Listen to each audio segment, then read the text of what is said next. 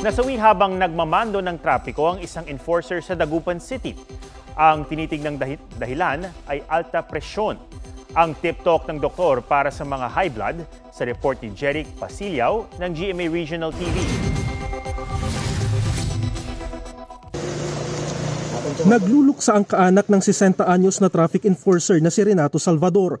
Kasagsagan ng init alauna kahapon, natumba raw si Salvador habang nagmamando ng trapiko sa Dagupan City. Bumagsak sir, hindi na siya naka-recovery sir. Dinala pa siya sa ospital pero binawian din ng buhay.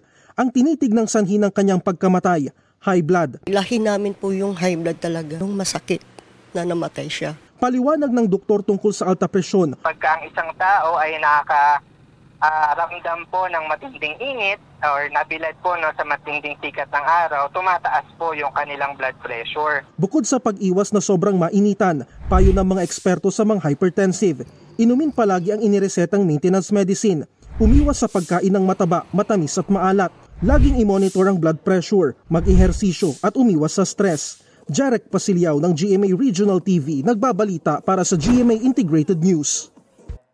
Huwag magpahuli sa mga balitang dapat niyong malaman.